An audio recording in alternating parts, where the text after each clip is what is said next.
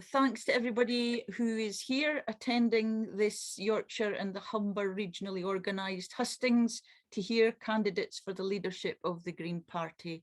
They're all here. Thank you very much, apart from Carla Denyer, who sadly couldn't make it, but Adrian is going to speak for both of them. We've done our very best to make sure this hustings will proceed in a spirit of friendship and generosity, and we know our candidates will bear this in mind as we go through the evening whilst they lay out their vision for the leadership of the Green Party. Please use the question and answer box at the bottom of your screens to suggest questions for the candidates. We've had quite a few questions already, and some similar questions may be bundled and put to the candidates as one. Please remember that you can view this hustings in gallery view or speaker view. So if you go to the top of your screen at the right hand side, usually if you're on a PC, you'll see that you're either in gallery view or speaker view. Gallery view lets you see everybody at once. Speaker view fills the screen with the person who's speaking at the time. If you're on a Mac, it's probably somewhere at the bottom in a menu called More, helpfully. We've disabled the chat, as was done at the national hustings on Monday, as there can be whole separate debates going on in there, which is very distracting. So I'm Janet Russell, I'm the coordinator of the Yorkshire and the Humber Regional Party, and I'll be hosting the first half hour. Tom Franklin, Tom, who has now, oh, there he is. Tom, give us a wave, please. Tom sorts us out with the technicals, thank goodness, because he's done this kind of thing before. Tamzin Worrell, who's given us everyone. Hi.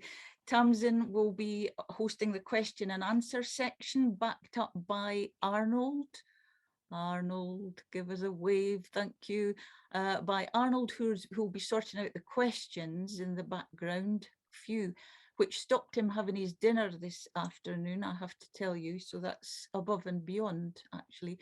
Arnold also may hold up little notices for candidates when there is 1 minute left to go. Oh, look, that's very good. And I'll have a little stopwatch on, which has got a nice little tune to play at the end, which you might hear as well. So that's how we're going to do things. Have I introduced everybody? I think I have, yes. Tom randomized the order of candidates for us, and each candidate or pair of candidates will have 5 minutes to make their initial statement. So if it's two candidates together, they can choose whether it's one of them that makes the whole statement, or you can do it half and half, or whichever way you would like to do it. But you have 5 minutes, as do the single candidates. So I'd like to invite the first on the list, who is Ashley Gunstock, to make his 5 minute statement. So go for it, Ashley. Thank you. Thank you. Hello, everyone. I'm Ashley Gunstock of Walden Forest and Redbridge Green Party, and formerly of Barnet Green Party. I joined it in 1989. I've been campaigning for the party ever since.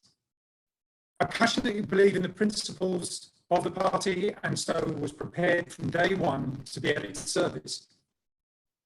But now things have changed. We're losing direction, and with it, the urgency to address the real emergency. So it's time for me to step up and step in, I feel. In view of that, what I intend to do as leader is as follows.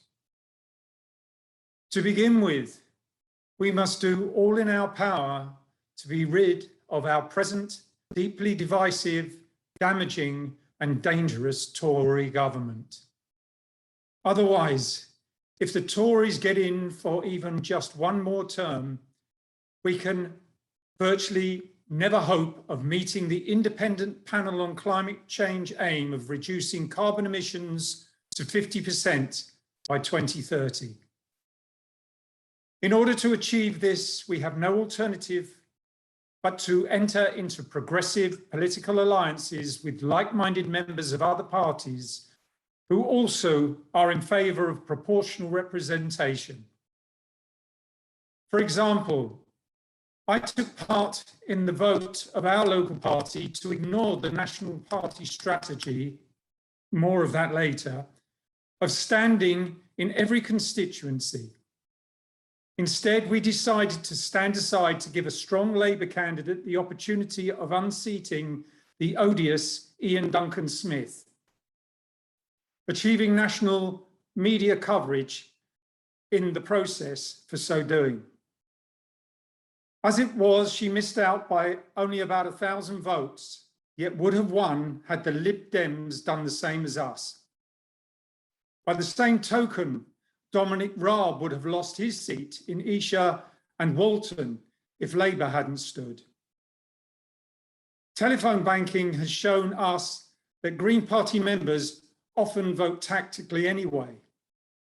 So you have to ask yourself, would the Tories prefer if we work together for a more progressive government, or do you think that they would rather us divided as we are at present? We need to have these alliance conversations with other parties, which I would insist that I was able to do. This takes me back to the earlier point I made about ignoring the National Party strategy. I'm not saying to do it wholesale. We have to put greater trust in members in all areas of the nation to know what is best for them and for the way forward for their local parties and their communities. This needs to be fed into the executive for decision-making rather than simply the other way around. So it is imperative that we make the party less London-centric. I must confess that even I, being an actor who has twice enjoyed touring the country, had to be reminded by a colleague that I need to be a bit more moderate in my language with regards to places disparagingly referred to as being north of the Watford Gap on the M1. They should not be referred to as the regions or the provinces, he said. So in future, I will make a point of giving names to these cities, towns and villages which I intend to visit on tours of the country again as Green Party leader, to find out what's happening on the ground. In this way, we will better be able to plan and implement our strategy for the way forward. Furthermore, I would also urge our members to reconsider our policies with regard to party funding. I'm not saying that we should abandon our principles. Definitely not. Not accepting corporate donations is perfectly principled, but it puts us at a huge electoral disadvantage. When you consider that the Lib Dems received 30 and the Brexit Party 15 times more than we did in 2019, it is no wonder that we are blown away and fall short every time at elections. So to give ourselves a fighting chance to make significant gains, I would insist that I was permitted to seek investment from ecologically and socially ethical companies who would be attracted and attached to our brand. Moreover, again, out of principle and service, I feel that ultimately there should be gender balance in all leadership. Ashley, can you finish? My co-candidates are all excellent and have much to offer the party, and I wouldn't mind if they, or as I said last time, if RuPaul and Eddie Izzard were elected to the post, What's going on? Okay, Ashley, our agenda. finish, please.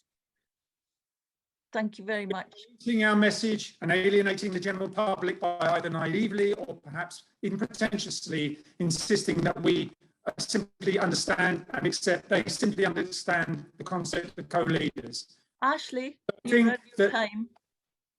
Alex, be elected and represent us at this next election that is coming up. Thank you. Thank you very much, Ashley. Thank you. Thanks for that.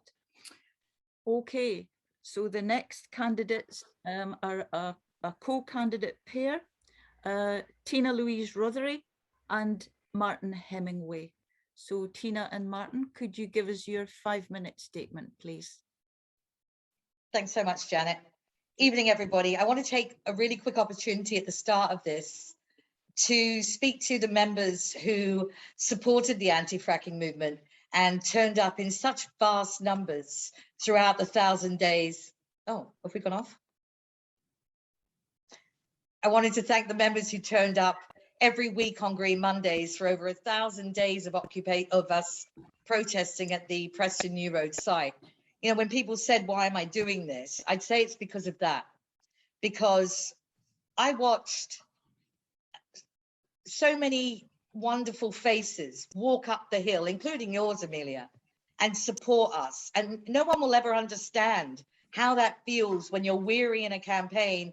You've been at it for like a decade, and then somebody turns up from the Green Party, brings a horde of friends and loads of banners, and actually makes the day not just easier by their presence, but actually a whole lot more enjoyable.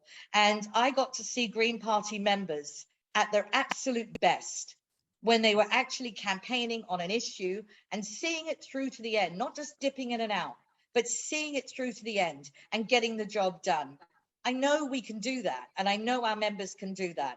And that's what I want to be a part of. And that's what I'd really love to get involved in, is to see our membership engaged and active in all the ways possible in campaigning, not just political campaigning, although that's essential, but in campaigning for issues that raises our profile and shows that we walk the talk. And it's not just campaigning at the side of a road or on top of a truck or stopping something.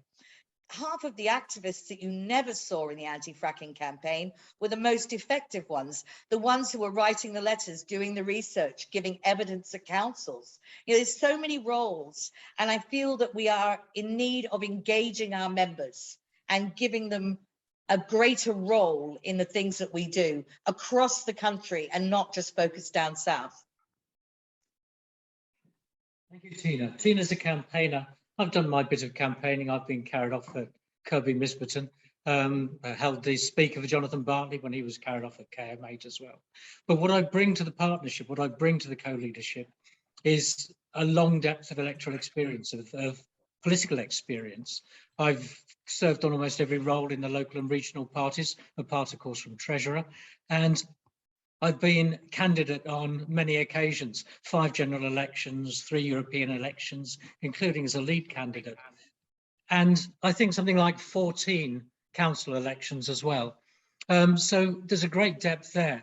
Ashley spoiled the line I was going to use next, which was that I was coming from the provinces, as they were referred to by a London candidate on Monday. And I'm pleased I'm coming from my own province and speaking in there tonight. I'm very well known in Yorkshire and the Humber. And part of the reason that Tina and I are standing is because there is a different country up north. The provinces are different, and we face different problems from those that are seen in London and the southeast, not just with things like rural housing, broadband connectivity, but also to do particularly with transport.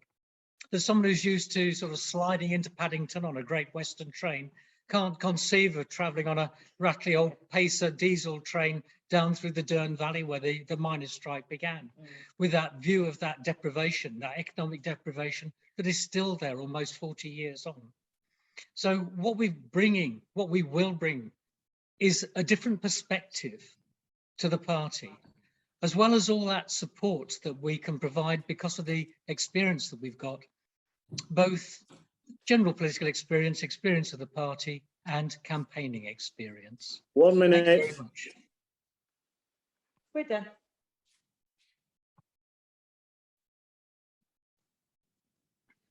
Marvelous. Under time. Congratulations.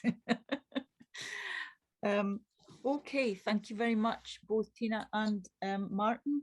And the next up on the list is Sharar Ali. Sharar, could you give us your 5-minute statement? Thank you. Thanks, Janet. And thanks to Yorkshire and Humberside for organising this first regional hustings, which I'm really looking forward to.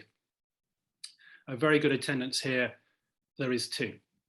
So let me just set out in the next few minutes why I'm standing as leader of the Green Party, as your leader, which is a great vocation, really. I would say that I'm standing out of necessity, not choice. My number one priority for the Green Party is a course correction, if you like, on the climate and ecological emergency. And I also want to explain what it is about the party that I think needs to be fixed. I do think there is a dysfunction at the heart of the party, and I'll come on to that as well in the latter few minutes. But what is this course correction that I think we require? Well, the job, and if you look at the job description of the leader of the Green Party, it's very clear that I, or whoever, if it's co-leaders, are your primary spokespersons for the party. And you should be asking what experience they have, first and foremost. As deputy leader for 2 years, I presided over, alongside Natalie and Amelia, our most successful general election. We had over 1 million votes and we saved 123 deposits. And I think that's because we were ambitious and we were speaking vocally about the climate emergency, and that's what we must do more of. We were asked a question just a couple of days ago about supposedly the Green Party's unique selling point as an environmental party. Well, I'm afraid, has everybody got their mics off? I'm afraid I don't think that we are speaking univocally, powerfully enough. We've missed an opportunity, a golden opportunity of the last 18 plus months during a global pandemic and a national lockdown to make the case for a reset of society in all and everything that we do, about the work-life balance, about overconsumption like there's no tomorrow. This is the kind of case that you need your leader to be making on the airwaves, on panels and interviews for a radical reset of society. Because make no mistake, there is nothing more painful than an uninhabitable planet and universal death. So let me come now to where I feel there is sadly, a dysfunction in the party. And I've been a member actively, year in, year out, for 19 years. And I've seen this change in the culture of the party, especially since, and I probably would say this, I left the post of deputy leader in 2016. I think we have become intolerant of a diversity of opinion. And I want to change that by modeling it. Now, some of you know me, and I hope that I enjoy a good debate. Some of you may think you know me, sadly, and may wish to rail against what you think I stand for. And I want to put paid to that misapprehension. I will have a joyful debate with everybody. And I like to discuss with people who most disagree with me, not just those who only agree with me. And I think that is an important value and principle, not just within a political party, but in wider society. We have seen an unprecedented level of toxicity, particularly around women's rights. In our party, we've had a deputy leader candidate in Andrea Carey-Smith just last year, who has resigned from the party. We have extraordinary women campaigners like Bea Campbell feeling that they had to resign from the party. And this toxicity also affects men. Dom Armstrong resigned as a Green councillor, objecting against the incapacity that he felt that he could have a mature debate about women's rights. And last time I checked, nothing about us without us. So how is it then that women's voices are being ignored? A key plank of my campaign, yes, unashamedly, is to welcome women back. They need to feel welcome in our party. True diversity, true inclusion is for all. And I will model to protect every characteristic, protected characteristic in the Equality Act. And we're not doing this, sadly, as well as we should. So please vote for a leader who is going to nail their colours to the mast when it comes to modelling mature debate and prioritising externally focused climate and ecological emergency. Thank you.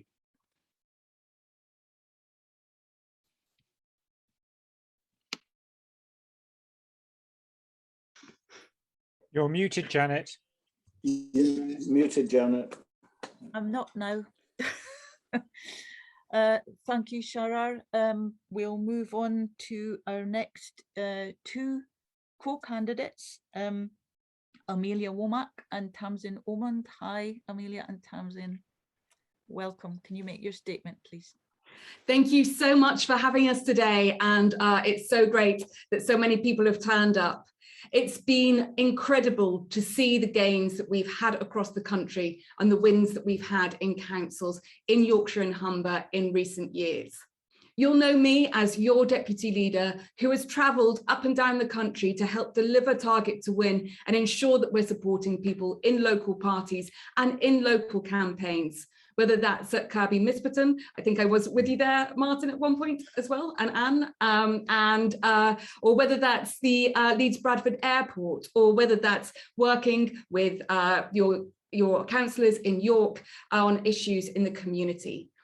It's vital and important that we are bringing that Target to Win strategy to local parties in a way that we can continue to increase our councillors. I know that we can do that as the Green Party. I know that we have the strategy. As Green Party Deputy Leader, I have experience of the last 3 general elections and carry with me the learnings that we have of what's gone wrong, of what we could improve on, and what we've done incredibly well and can continue to deliver on. With those council elections as well, how we build, how we support, how we work together to ensure that we're making those gains that the Green Party truly deserve. So I'm going to be honest with you. When this by-election was called, I knew that I would run for co-lead for the leadership. Having done a leaders debate and having had all of this experience, it felt like I wanted to bring this to the leadership, having been on the leadership team for such a long time. And I felt that what we needed to deliver was more MPs. But I couldn't do this on my, I know that we could do this with the strategy we have, but I felt that if I worked with Tamzin, if I worked with somebody who brings another part of that vision and the skills and experiences to deliver it, then we can do something exceptional. Bigger than incremental change, we can make a genuine difference. Our tagline is that we are rooted in communities and a Green Party that wins. And that's a Green Party that wins council seats, a Green Party that wins MPs, but also a Green Party that wins the argument, ensuring that we are at the centre of the debate on climate and ecological emergency, as well as how we address inequalities in our society. We know that as a party, we are at a historic time. We know that we can build to that next step and do something incredible in our communities. But we also know as a country that we are at a crossroads, that we are at a historic moment. We know with the IPCC report that we are talking about a window of opportunity to put green policies in place to ensure that we remain below 1.5 degrees of warming. COP will be in Glasgow in just a few months' time. And as Greens, we must be delivering our policies and strategies of what we can do to address the climate emergency, while also ensuring that we become the main commentators of holding the government to account and making sure that they act on their words. We also, as a co-leadership, I think that we have that clear shared vision. We know what we can achieve, and what Tamzin brings with them is the movement building, the organisation of how we bring those vital resources that we need, how we bring people to doorsteps, to knock on doors, how we ensure that we bring finance into the party, how we make sure that we do make the best into the media, having worked with Tamzin for just a few weeks, it's been clear to me that we are able to deliver something above and beyond what we have seen in other leadership elections, as well as hope we'll want to go on to ensure that we deliver that as a leadership team as well. And there are points that we need to tackle internally. Tomorrow, our Liberation Manifesto will be released. We will also have a manifesto to show where the difference we can make in COP and the policies that we need to put in place to ensure that we are setting the agenda when it comes to these big international meetings.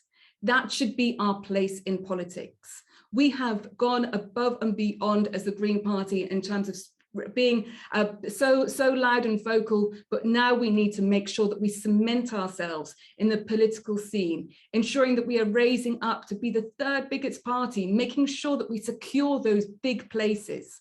So with the background, the experience, the delivery that Tamzin and I have had, I hope that you can see that bold vision. This is the time for bold green leadership, and that is what we want to deliver for you to win as the Green Party. Thank you.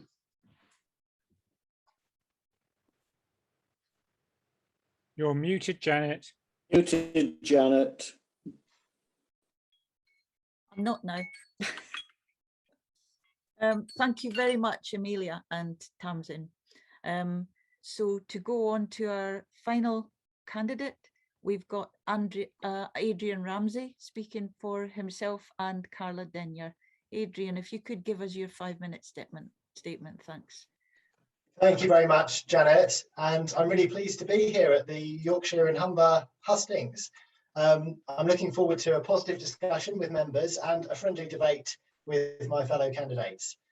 When I was deputy leader previously, I made a number of visits to local parties in Yorkshire, including to Sheffield and to York, where I supported the local parties in their early stages of Target to Win. And I'm delighted to see how much real power we now have in those cities, as well as our growing influence on local councils across much of this region. So looking forward to engaging with you all this evening. Carla and I are running for Green Party co-leaders to build an effective and inclusive party, to win power and influence in every corner of England and Wales, including our next Green MPs, and to communicate our big green ideas to transform society. Carla and I both have a track record of winning elections and making a difference as elected Greens. Carla is a councillor in Bristol, one of 24 now, the largest Green councillor group in the UK. She proposed the first climate emergency declaration in Europe, committing Bristol to go carbon neutral by 2030 and inspiring hundreds of organisations to follow her lead. Carla's council work has helped prevent homelessness and protected the poorest households in Bristol from unaffordable council tax rises. She's campaigned alongside unions and grassroots organisations for renters and workers' rights and for safe housing for domestic violence survivors. And she's the Green Party's candidate for Bristol West, our best shot at the next Green MP. In the 2019 snap election, despite almost no time to prepare, we came second, securing the highest number of Green votes ever received in a general election outside of Brighton. This time round, we can run a proper long-term campaign to win the seat. As the party's deputy leader, I was part of the team that got Caroline Lucas elected, and I was a councillor in Norwich, where I led the party to unprecedented electoral success in the city. I co-wrote our Target to Win electoral strategy manual and helped build the party structures that have more than trebled our councillors in the last decade. Since my previous time in the leadership team, I've served as the CEO of 2 national environmental charities, including the Centre for Alternative Technology in Wales. The professional and political experience that Carla and I offer can lead a step change in how our party operates and wins elections. With ever-growing awareness of the climate emergency, we must seize this moment to take green politics to the next level and win our next Green MPs, plus Green mayors, more council leaders and members of the Senedd. Our plan to build an effective and inclusive party includes improving how our executive and party structures function, encouraging greater transparency, fostering more long-term decision-making, and I'd also bring my experience of large-scale fundraising to help boost the resources available to deliver the party's goals. It also includes growing and diversifying our membership through vibrant campaigns, supporting our liberation groups, and demonstrating the Green Party as a serious electoral force. And we want to improve party culture by centering compassion for each other and our communities.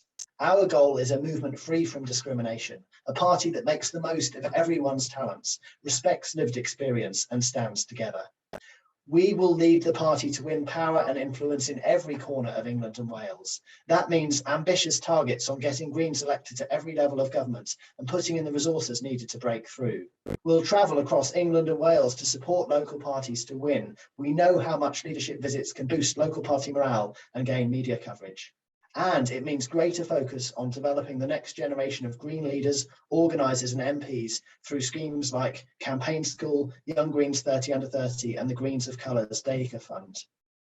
And finally, as leaders, we'll use our experience of performing in the media to communicate the party's big green ideas to transform society.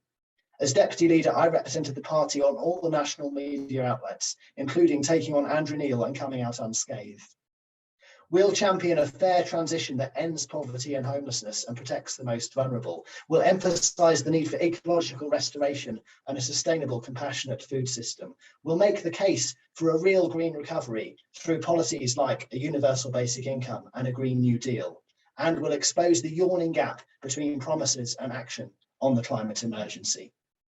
There's no time to lose. So let's seize this moment to take green politics to the next level. Let's choose a leadership team with a track record of winning elections and taking powerful green ideas to the general public. We must build the Green Party into a real electoral force, win power and influence in every corner of England and Wales, and transform society to build a brighter future together.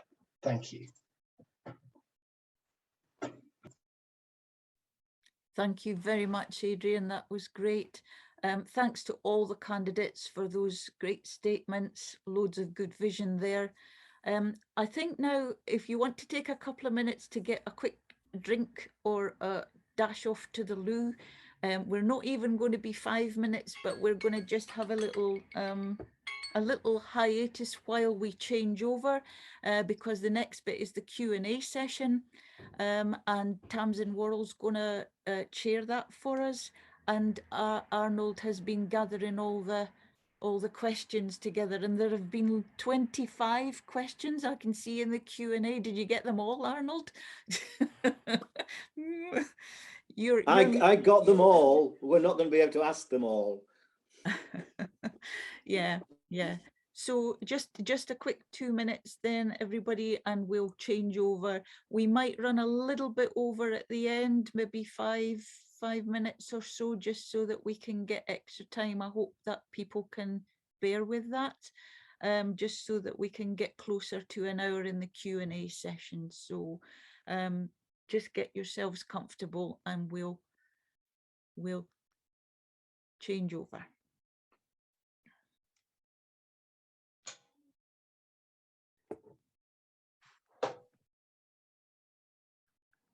Good evening, everybody. As Janet said, my name is Tamzin Worrell, and I am the campaigns manager for Harrogate and District, and also the Equality and Diversity Officer for Yorkshire and the Humber. And it is my privilege to lead this session.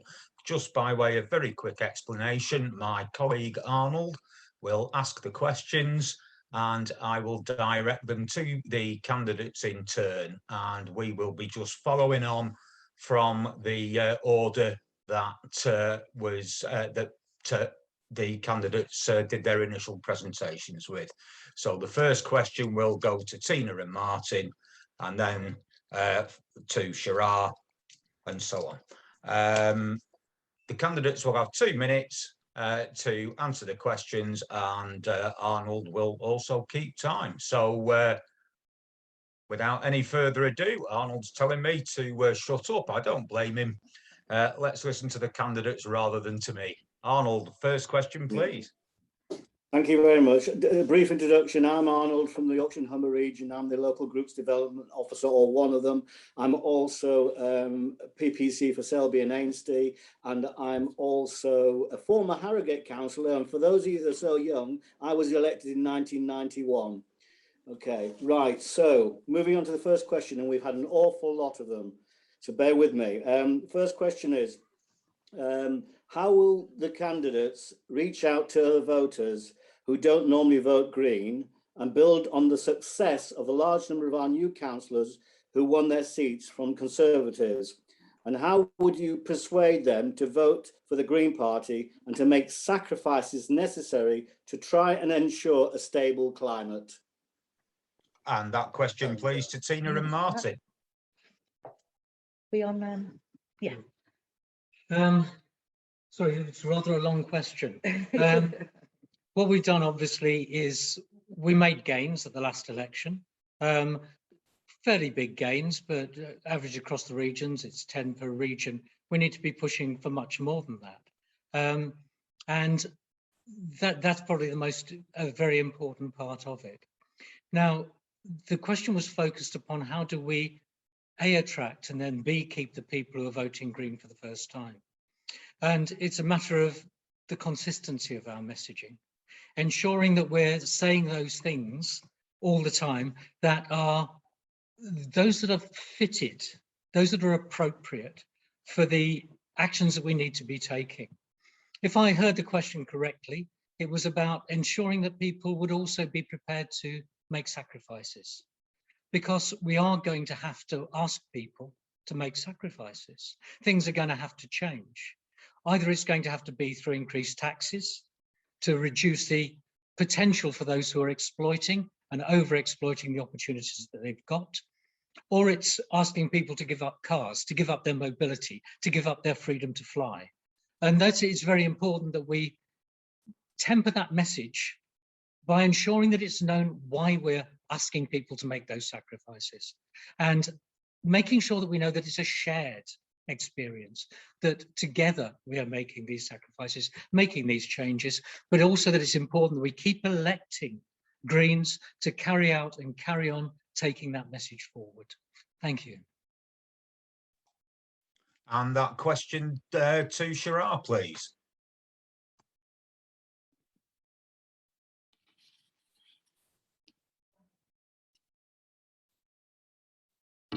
Thanks, Tamzin. There were two aspects to this question. How do you reach out to new voters?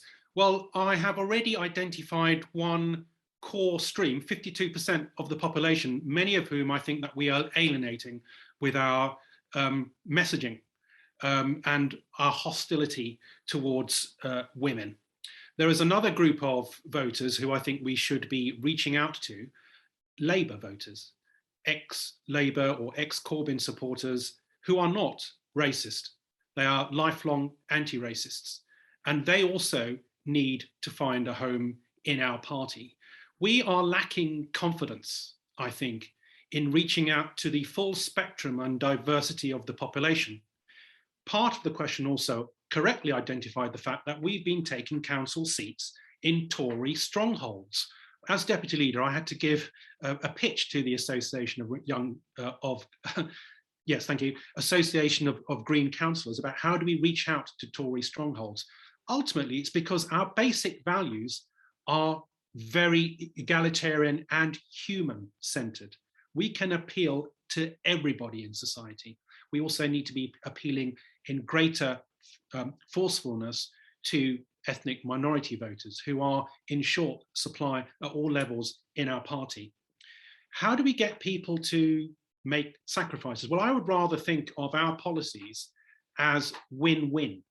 So you can call them sacrifices if you want, but is it really a sacrifice to reset society in a way that you have more time for the community around you, that you have more time, for example, to grow sustainably food on your doorstep, reducing air miles, that you completely change the landscape of public transportation?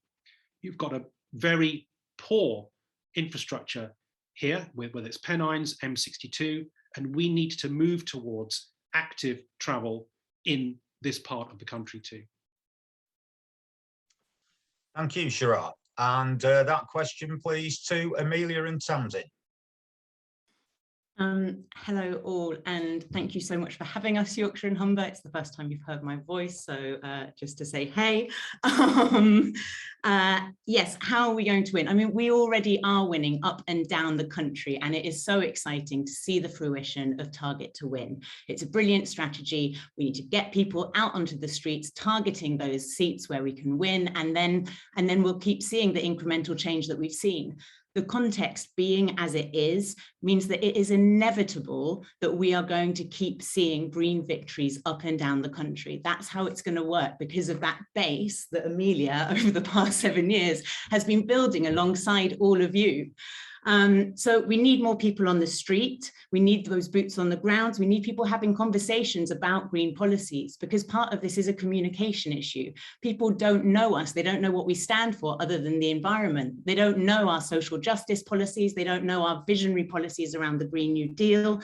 They don't know that we're campaigning on toxic air quality. Got to hurry up, Tamzin. So the experience that I bring is as a movement organizer. I would love to bring that experience and help just help grow all of your local parties, so that there's not a situation where somebody comes and then they never come back again. And there are strategies that we can share, or that I can share with you, from Black feminist movements in America, and I'd be excited to do that. A strong green vision needs to be communicated. We can't underestimate the level of crisis that we are approaching. Transformation on a rapid scale is required, and that's something, when we talk about sacrifices, that we need to become much better at talking about. We're all making sacrifices every day. The air quality that I breathe is amongst the worst in the UK. I live in Newham, just down the road from London City Airport, just up the road from what will be the Silvertown Tunnel.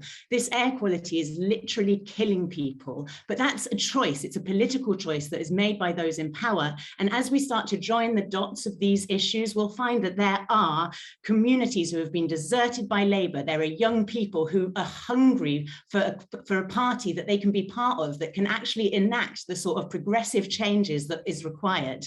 And then I've done loads of work in terms of different demographics as in my roles as a movement organizer, which I'd love to share as well at another time. Thank you so much. Thank you, Tamzin. And that question, please, to Adrian. Thank you, Tamzin. And I think there were two parts to the question. The first one being, how would we reach out to people who don't normally vote Green? And I think the first thing I'd say on that is that Carla and I have a really strong track record on this through our experience as elected councillors in cities where the Green Party's gained huge amounts of support. So when I led the Green councillor group here in Norwich, where the party is still the second largest party in the city, we won seats in some of the most deprived council estates in the east of England. Similarly, Carla is part of a council group where we have 24 seats, spanning a wide variety of areas in Bristol. And so we know how to communicate in a way that wins over a wide range of support. And we've seen Green parties up and down the country do that, with the trebling of Green councillor numbers getting us up to 450 seats in recent years. And I think that's because people can see when Greens campaign on the ground, we know how to communicate how our policies and principles resonate with people locally, whether that's about protecting green spaces, whether it's about protecting council services from cuts, or whether it's about strong public transport. It's about showing how those principles make a difference to people's everyday lives. Secondly, on the question of how do we persuade people to make sacrifices, I think I'd frame that question differently.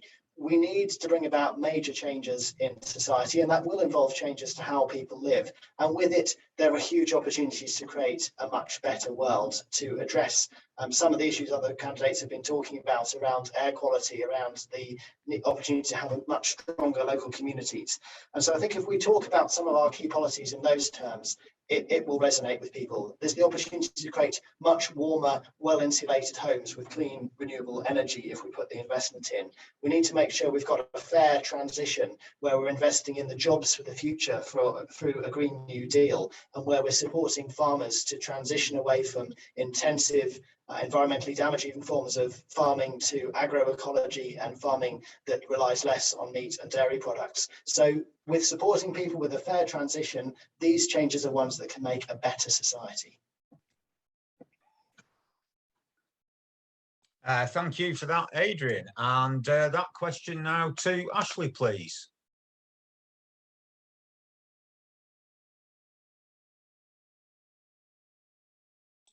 Ashley, you're on mute. Hi there. Yes, in fact, there's a large constituency out there which Sharar alluded to. He said 52%. I think it's about 60% actually that don't vote. And that is where we've got to be looking.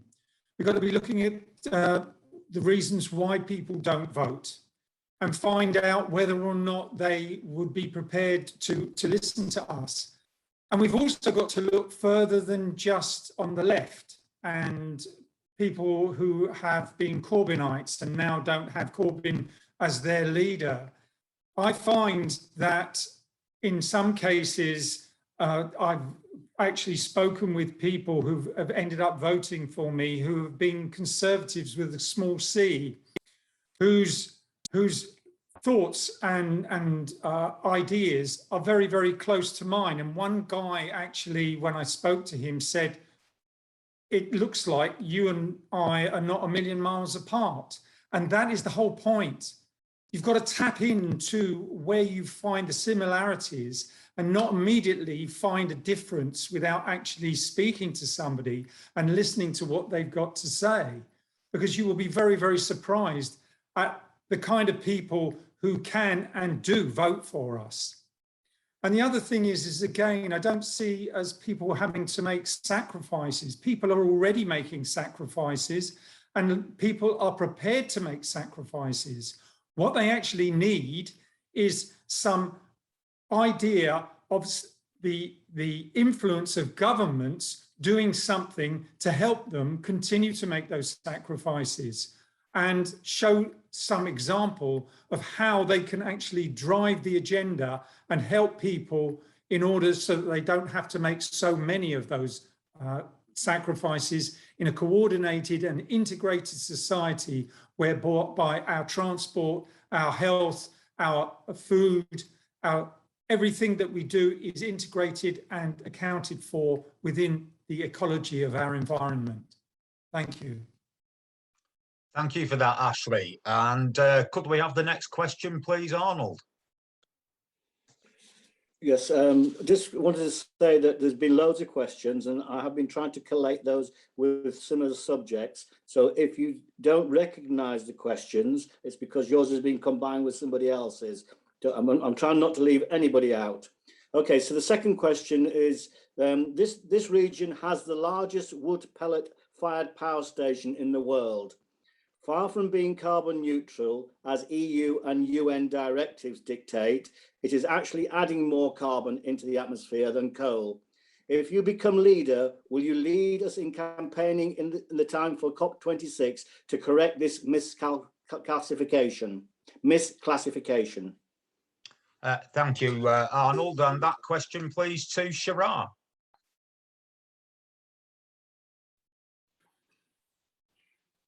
Absolutely. There is a wider false accounting that is going on with the way in which we measure carbon consumption and production. If you think of the next Christmas, we are going to be experiencing yet again a shocking level of overconsumption in this country. And it's because coal-fired power stations are being fired up and built 1 or 2 a week in China to feed our completely unsustainable lifestyle. The same is happening in this country. We're engaging in false accounting of carbon. There's a policy which I have tried to revive, which will be coming to the next conference, which attempts to fix this false accounting. It's called a personal carbon allowance. And this policy, which actually was part of party policy in 2015, would at a stroke allow us to measure and quantify the true impact of our lifestyles on the environment. And at the moment, of course, nobody is paying a debt back to the earth when we're plundering those raw materials like there's no tomorrow. And if each of us had at a stroke the same budget, that would be egalitarian. The richest in society would also have to think wisely about how they're spending, what they're spending their carbon budget on. It may only be enough to take one flight every few years, but that is the kind of strategy that we need to adopt. We need to be articulating and persuading people of, if we are going to get out of the cliff edge that we are now on. For many people, it's already too late. For the Green Party, let's be bold. We are the last hope, not just of this generation, but future generations. Thank you, Sharar. And that question, please, to Amelia and Tamzin. Thank you so much for this question. I've been to Drax in various, with various hats on. I've climbed over the fences at Drax and been arrested for direct action there. And most recently, in terms of kind of the conversation around Drax at COP24, where I was on the delegation of the Marshall Islands, which, as some of you may know, is one of the low island states that will right now is being overwhelmed with rising sea levels. As part of that delegation, we had a meeting with Claire Perry, who at that time was the MP for the Environment. She was there representing Britain, and she had just come from a meeting where she was singing the praises of Drax and the carbon saving miracle of its burning of wood pellets. We live in a time of intense smoke and mirrors around the climate and ecological emergency, and the responsibility that will be laid at the doors of those who hold power right now by future generations, and indeed by those who are on the front line of climate and ecological collapse all around the world, will be huge. And it's really why right now the Green Party has to make a bold decision and go with a bold and strong vision for leadership on the climate and ecological emergency, which is literally what I've spent the last 15 years of my life in various roles doing. And both Amelia and I are strong media performers. Just in this campaign, we are enjoying unprecedented media attention. And that is because the media know us. They want to know what we're up to. They're interested in what we're doing. And that level of media is so important if we're going to start breaking through and communicating why this is the moment when people who are freaking out about the climate and ecological emergency, who are doing their very best to put the recycling in the right place and to choose the right form of transport, need something that can actually transform the political system. And this is what the Green Party is right now. And this is the opportunity that we want to explore with you. Thank you. Thank you, Tamzin. And that question to Adrian, please. Thank you, Tamzin. So in my current work, I lead a renewable energy charity, so I'm very comfortable answering this question, and I think it's a really important point. The principle for me is that we need to move away from burning things as the way that provides us with heat and power. That's what we need to do in order to move to a sustainable future. And I think that's particularly the case with large-scale wood pellet structures and power stations, as other candidates have referred to, where often the full carbon impact is not accounted for, and there can be massive carbon impacts in the production and transportation as well as the burning of the fuel. So in terms of what are the alternatives, in my previous chief executive role, I led the Centre for Alternative Technology in Wales, and one of our core reports there was on Zero Carbon Britain, which showed how we can achieve a net zero future with existing technologies. And the key principles in that model, I think, are reflected in Green Party policy, which is that firstly, we need to massively reduce our energy consumption, particularly in transport and in homes. And we've got really positive party policies for how we can go about doing that. Secondly, we need to shift to genuinely clean and renewable energy sources. We can do that without relying on large-scale biomass and without relying on new nuclear. And thirdly, we also need to have a change in how we manage the land. We need to be sequestering carbon back from the atmosphere. We need to be changing our diets in ways that encourage rewilding and carbon sequestration. And if we do all of those things, then we don't need to rely on these white elephant greenwash solutions like large-scale burning. We can create a cleaner, healthier future for everybody with those sort of changes to the energy system. Thank you, Adrian. And that question, please, to Ashley. Yes, I would, as I alluded to in my opening statement, definitely come up to Yorkshire and Humberside to actually talk to your members and find out what the situation is with regards to that pellet burning furnace, especially in view of the fact that we've got a kind of same sort of situation going on down here. In Edmonton, we've got an incinerator that's burning everything. And I find that the environs around the area of that incinerator are far and widely affected by the pollution that blows out from the chimney stacks of it. And yet, our local council, that was led by the Labour leader, decided that he was in favour of it. And it wouldn't be so bad, but he purports to be the jolly green giant and sees no need for the Green Party. But unfortunately, you get this dichotomy with the parties that say they're green and say that they're going to do something for the environment and don't. Well, we do, and I shall. And I promise you, if I'm leader, I will be up there and I'll be demonstrating with you. Thank you. Thank you, Ashley. And that question finally, please, to Tina and Martin. I think the fact that we're importing pellets from America to burn here and create all that additional pollution is one of the most absurd things that you could imagine, especially in COP26 year and with the results of the IPCC report having just been released. I think there are some situations in life where you cannot wait around for government to act or for legislation to be put in place or to fight in your ground. And some things, as the Selby Green Party have shown, actually require you going and protesting.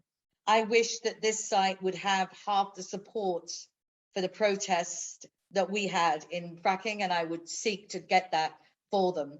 I think it's where you work across your boundaries with groups, NGOs, and others from whatever political persuasion, and you act to get the job done, because direct action isn't just stopping a truck.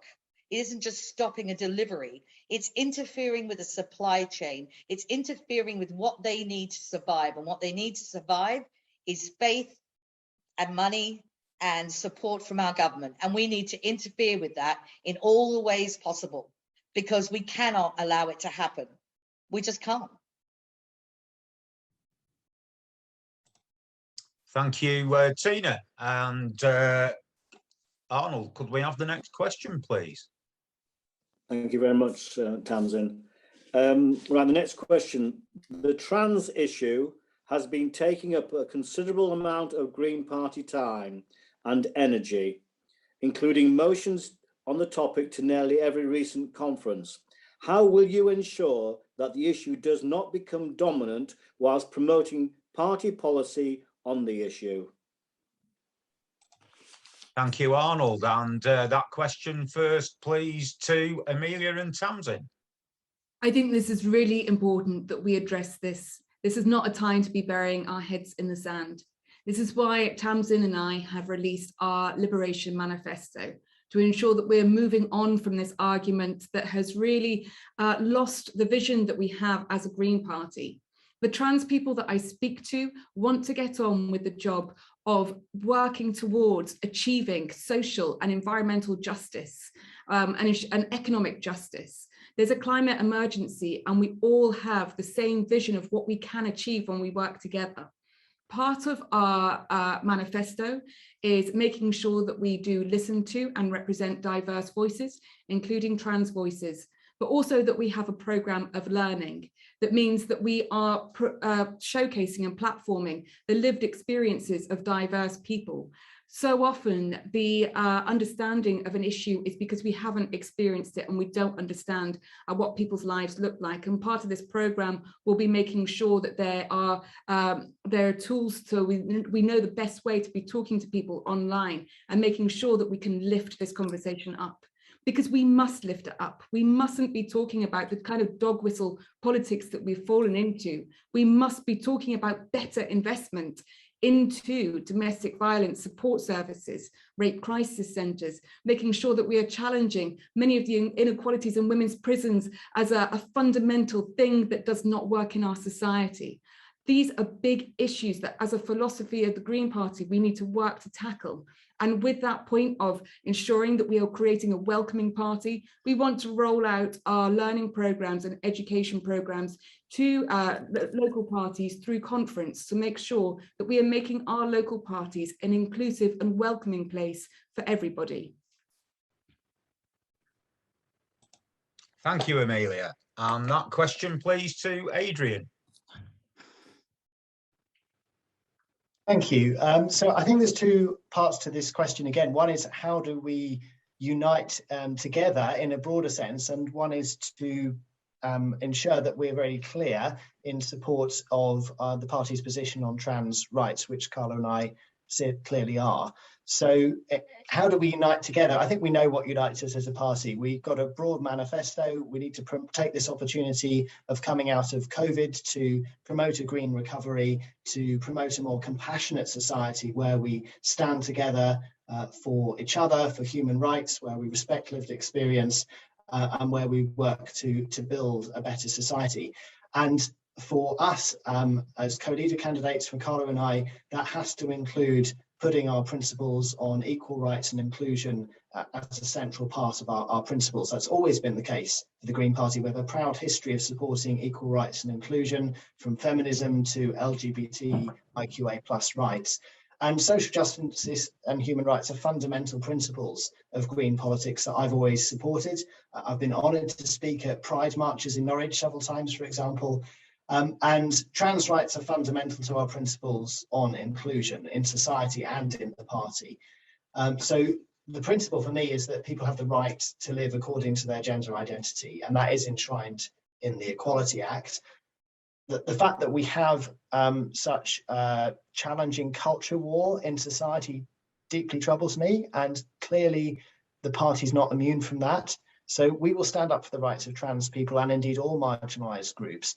And I think we need to do so in a way that brings people together. I'm worried that we're losing members because we haven't found a way to talk about these issues with respect and understanding. So we want to support the party's liberation and policy groups to facilitate workshops that bring people together, help understand our policy and our shared mission, and an opportunity for people to ask questions, gain understanding, and engage on a human level, really, conversations that enable people to share lived experience. I think that's crucial for how we work together as a party and how we can unite behind our shared values. Thank you, Adrian. And that question, please, to Ashley. Tamzin, can Tamzin, can I just cut in there? Could those that are answering the questions, please switch your microphones off, please. That's what I was going to say. Yeah. Okay. Is it okay for me to go? Okay, well, first of all, I'd like to say that from my experience of 32 years in the party, I don't think that any other party is as inclusive as us. And the fact that we're having this debate is something that we should actually rejoice in, because you won't get this debate in any other party. The problem that we have is that some of us don't totally understand it. As a man, I can't speak for women. So this debate needs to be had. But from what I do understand is that it's a generational thing. I've spoken to people who can't understand, for instance, the possibility that a man can transition to a woman and then take part in the Olympics in a women's event.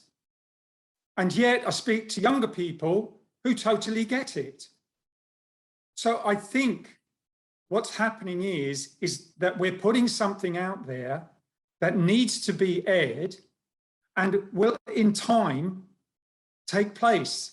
But at the moment, we're running before we can walk, and we need to have this discussion. But right now, we need to have this discussion not instead of, but alongside the real issue that we have to face, and that is addressing the problem of a possible climate catastrophe. Thank you. Thank you, Ashley. That question, please, to Tina and Martin. I have to say that since choosing to run in this election, this has been a topic that has consumed a vast amount of time, more time than almost anything. And I think that's replicated across the party. And I think it's almost like self-harming that we haven't resolved this yet. How can we expect an electorate to ever choose to vote for us if we can't sort out our own internal issues? Martin and I spoke in depth, and what we'd like is to make sure that all voices are heard, that we don't lose members that are so vital to us, and more importantly than anything else, that we stop harming our political reputation and harming the well-being of fellow members. Martin and I have a plan, don't we? I think the question refers to party policy, and that the party policy, the simple statement that trans men are men, trans women are women, is party policy. But we also have to recognise that that statement has implications, and those implications need to be explored, because those implications are creating disunity in the party, causing trouble in the party, and that's a time at which we need unity. Yeah.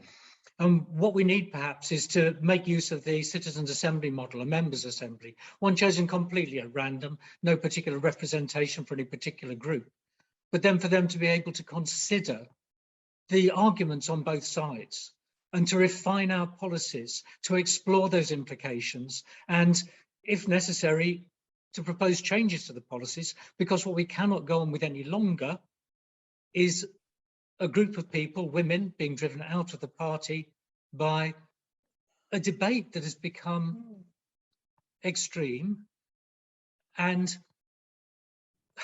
needs to be resolved so that we can move on and deal with the climate issue. It's polarizing in ways that it shouldn't be for a member-led party like ours, that should be finding strength in what we share and sorting out where our differences occur. Thank you, Tina and Martin. And finally, please, that question to Sharar. Thank you. I'm actually hearing a lot of mixed messages actually from the other candidates, and we need to be really clear. I mean, Adrian said he's worried that we're losing members. Well, we are. And if you were to be elected, you'll be getting their resignation letters, and I hope you would be replying to them, such as Dom Armstrong and others. It's also not the case that we can brush this debate under the carpet. It's because we are a hostile environment for debate. People are receiving false allegations of transphobia. They're not able to have that debate. The trans community also, they're not univocal. Some trans people think differently to one another. That's quite common. We need a reality check. We need to stop denying basic biology. There is no such thing, credibly, of a sex spectrum. It is a bimodal science. So we need to be credible, and we need to understand basic science and make sure that we are championing trans rights, but we're also championing women's rights. A recent court ruling found that these rights do need to be negotiated, and they may be in conflict. For example, in prisons, women, you may think, should have the right to same-sex spaces, perhaps also in hospitals. Perhaps a woman who is the victim of one of the most heinous crimes, such as a rape, should be entitled, as of right and dignity, to be examined by somebody of the same sex. This very amendment came to the Scottish Parliament, and an MSP, final sentence, an MSP felt he had to resign because he was being bullied into voting against his conscience because he wanted to vote for that amendment. This is the kind of toxicity that we have in our party, a complete intolerance of debate. And you need to vote for a leader who isn't going to sit on the fence, when other people in society, like the J.K. Rowlings of this world, are receiving death threats. So let's not pretend that this hasn't been happening on our watch. Thank you, Sharar. And if we could have the next question, please, Arnold. Okay, Ashley, could you turn your microphone off, please? Okay, so next question. How will you implement green policies at the same time ensuring that British industry stays competitive? That's it. Thank you, Arnold. And that question first to Adrian, please. Thank you very much. Well, I'm not sure that there's a big contradiction here, because our manifesto from the 2019 general election made very clear that there are huge opportunities for reinvigorating British industry as part of a Green New Deal and a just transition. We need to be putting major investment into a transition, a fair and just transition to a zero carbon economy. And that's going to involve building the infrastructure for the future, whether that's the infrastructure for renewable energy, for warm homes, for public transport.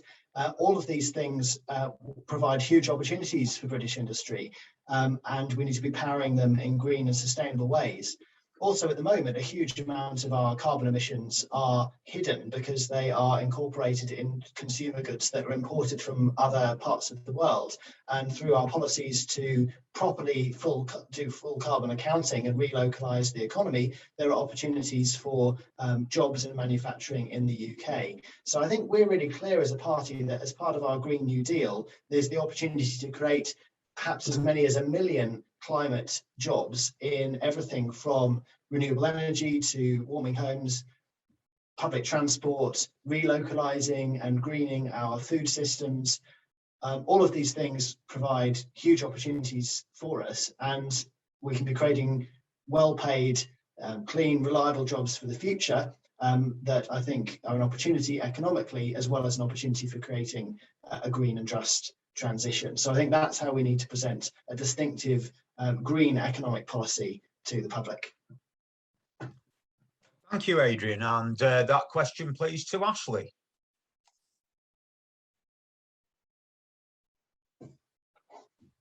Switch your microphone back on, please, Ashley. Well, I can hardly disagree with anything that Adrian has just said there. But I don't think the transition would be that difficult, because it's actually about energy and resources. And what we need to do is transition, for want of a better word, to more effective and less fossil fuel burning and pollution creating energy sources, and also to actually make sure that people are trained up in the new world as we are trying to actually create one, in industry, in economics, in all walks of life. And so I believe that if you look through our Green New Deal, the problems of the industries still being able to function is not going to be a problem. It's just about a transition from one energy source to another, and the way in which we use resources that are finite. Thank you. Thank you, Ashley. And that question, please, to Tina and Martin. Looking at the way that we make business more competitive and yet still go green, I don't really see it's a huge problem if we look at things like the subsidies that are there to keep the fossil fuel industry going, and all the things that are put into the bad industries that aren't green. If we can make sure that we get either those same subsidies for renewables, which, I remember when they cut that off, everyone was going for solar, and then they cut off all the debt, and they put it down to subsidizing green without mentioning how much we already subsidize the fossil fuel industry.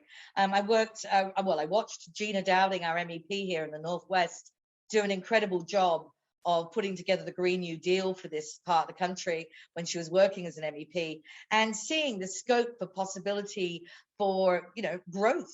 Well, not growth in the way that the other industries' growth, but growth as in opportunity for young people to be working in good industries. I saw a program recently where a man was heading out to a wind farm on a boat, and someone said, "What is it you're doing?" And he said, "I'm saving the future for my kids. I used to be a miner." But his life has changed. It's a good industry. It feels good to work in it. Something as a parent you'd be proud to see your kids work in. Let's paint that future prettier. Not as if it's hardship that you had to give up going down a mine or working on an oil field, and now you're working in wind farms. That's brilliant. That's brilliant news. We just need to deal with subsidies. Thank you, Tina. And that question, please, to Sharar. Firstly, I think there is a basic flaw in the way in which we speak.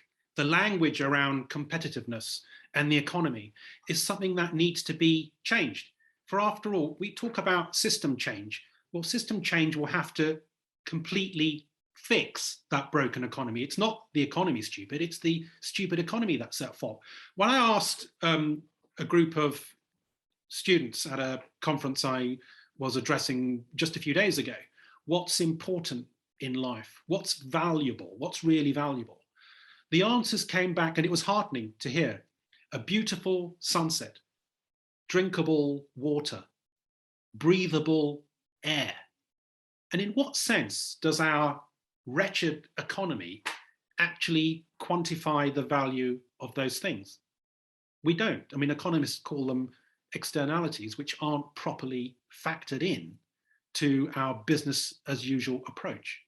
But as we approach ground zero of carbon catastrophe, these commodities are going to become increasingly important. So we must move away from and make the case to move away from gross domestic product, which is gross, and a personal well-being index, which properly quantifies the value of our life. And not just our life, because politics has become increasingly short-term. And as green politicians, we need to be making the case for an extended citizenship, if you like, crossing the generations, maybe 50, 100 years from now.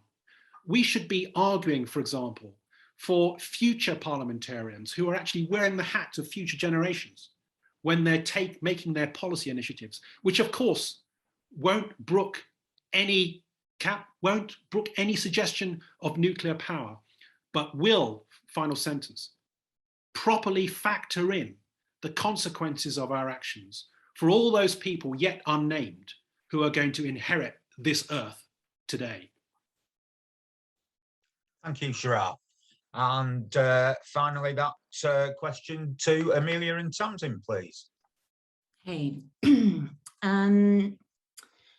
so the solutions already exist. What we're lacking is the political will. The Zero Carbon Britain report that Adrian brought up, that was first published in 2010. It inspired a lot of my activism because I was like, look, we've got the manual.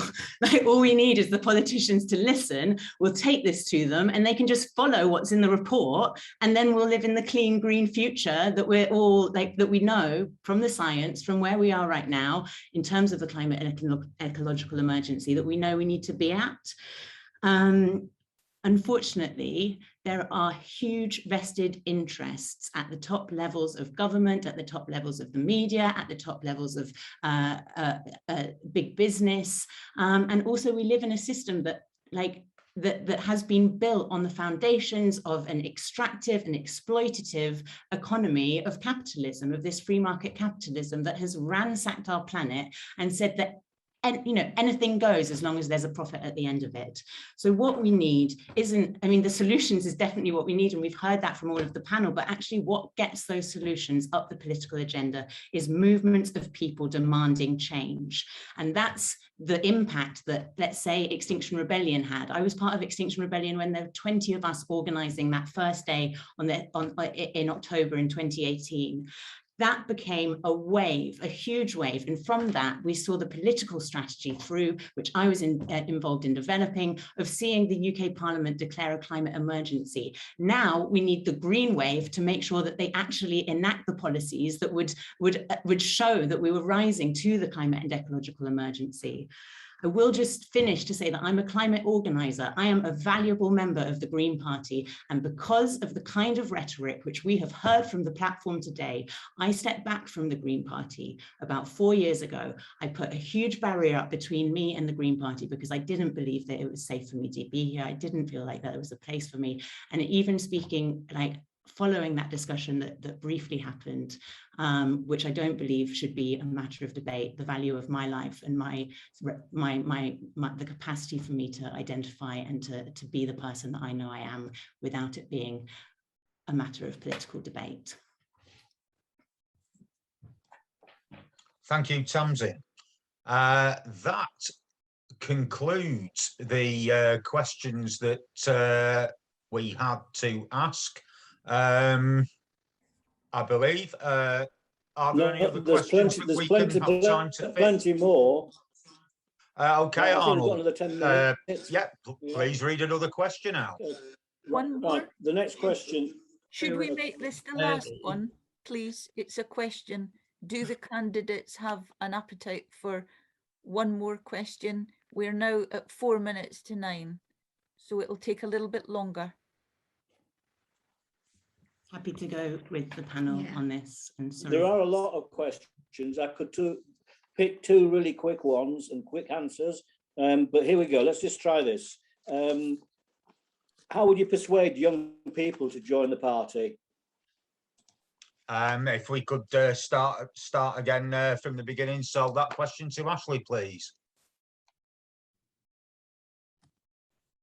I find whenever I speak to young people, I teach and I go into schools and I speak to kids about the environment, and they're fully aware of the Green Party, what we stand for. I obviously can't tell them that I am a member of the Green Party and start giving them lessons in environmental politics, but it's very, very encouraging to hear that young people are so interested in their environment and watching what is going on the front lines of Extinction Rebellion, as I did yesterday when I went up to Oxford Circus and when I went on to the bridge at Waterloo right at the very beginning.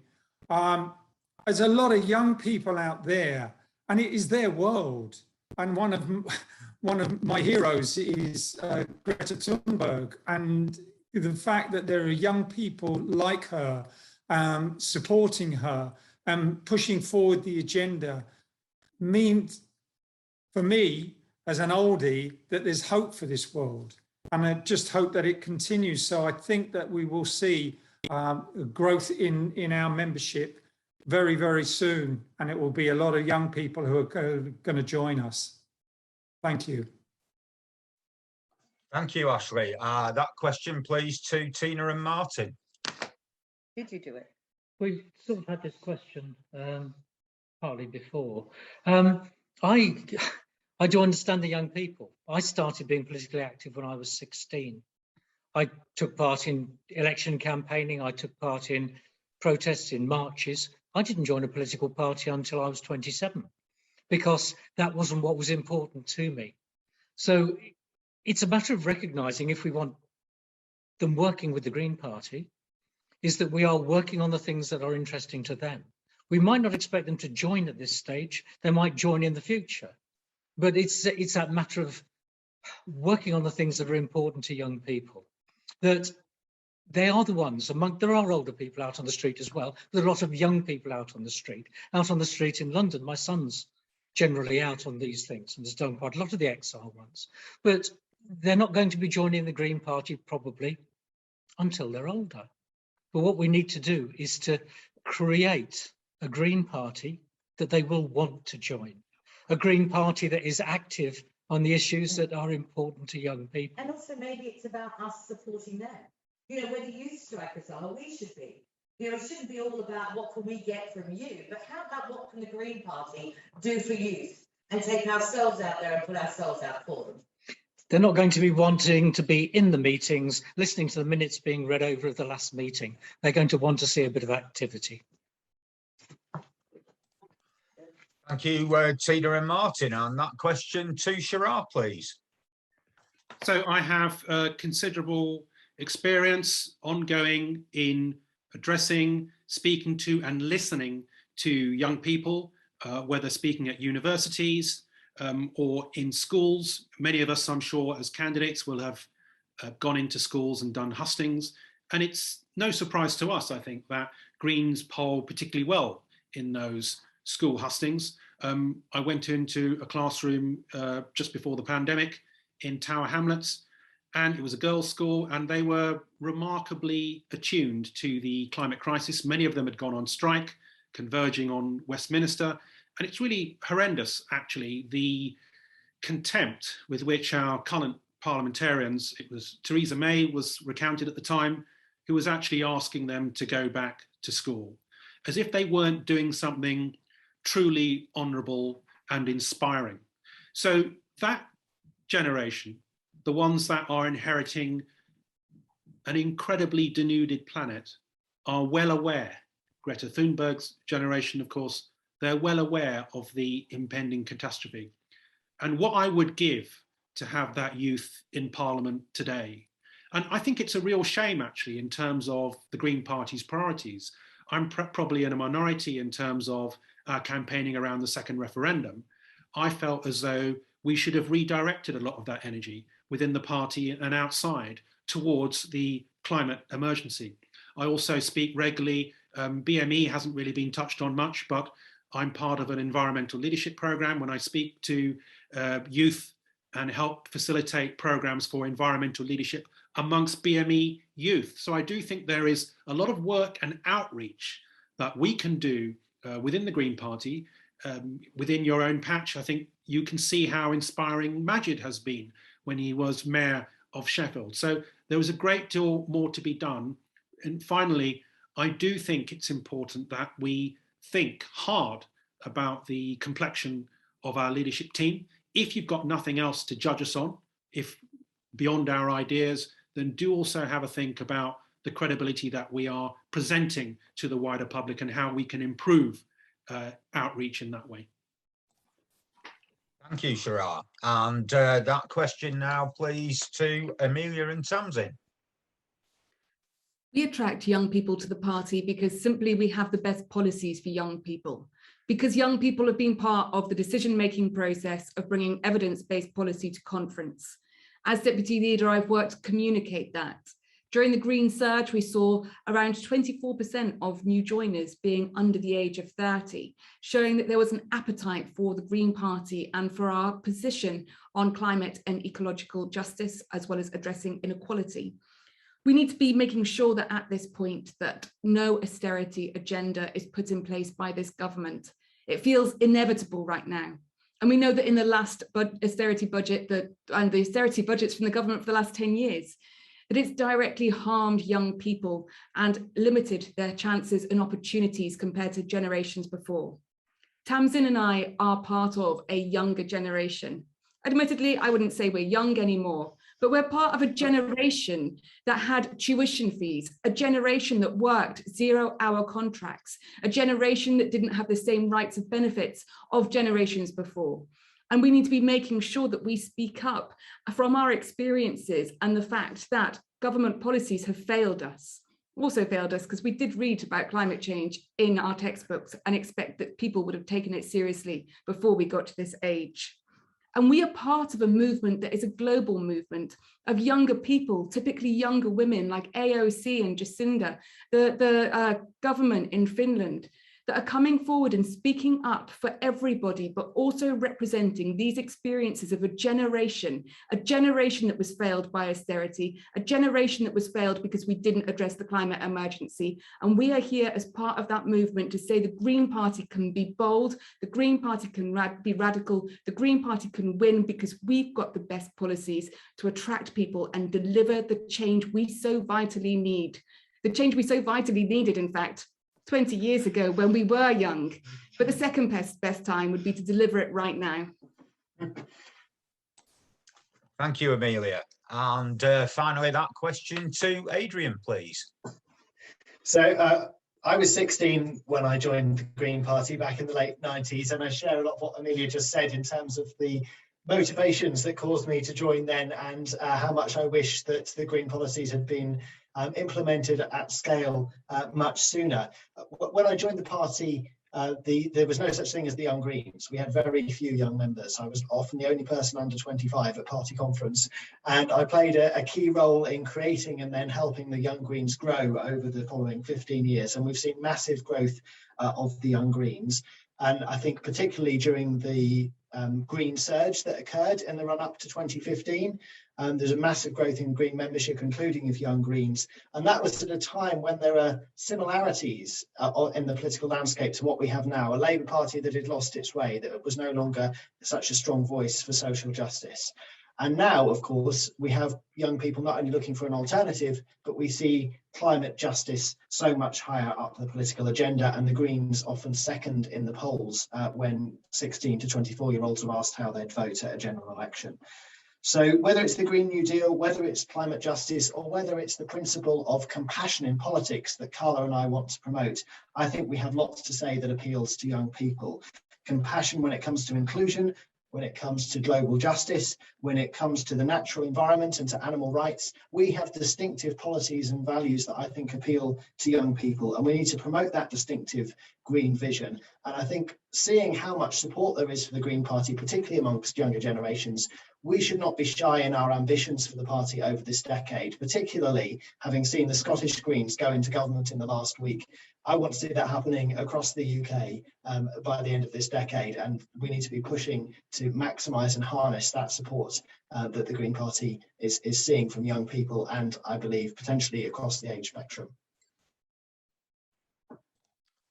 Thank you, Adrian. And I believe that does now conclude the questions and answers. And if I could just please take this opportunity to say a huge, massive thank you to all the candidates for your passion and for your commitment and for the debate that we've just had. Thank you very much. Tamzin, thank you so much. Yeah, thank you, Tamzin. That's fantastic. And thank you everyone who worked to organise and chair everyone and everything. That's been. Can we just hand it over to Janet to conclude, please? Oh, sorry. That's okay. It's nice to be thanked. I was going to thank my co-conspirators here. Tamzin, well done. That was brilliant. And Arnold, thank you so much for keeping those questions coming. Tom is still being a baby in his photograph, but just a minute, just a blooming minute. Tom, hi, thanks very much for being there in the background and making sure it was all okay. But most of all, thanks to all the candidates for their hard work and preparation for this, also for the work they do with members and with the public at large every week. I know you're out there doing it all. Thanks for your honesty, thanks for your patience. We hope this hustings has helped the attendees. Hello everybody, can't see you, but we know you're there. We hope that's helped you know who to vote for, but there are more hustings to come, so go for it. They might say totally different things the next time you see them, you know. So thanks to everybody, and it's time to say goodbye from the Yorkshire and Humber region. Have a good evening, maybe time for a glass of wine, you never know. Thanks for being here tonight, everybody. Goodbye.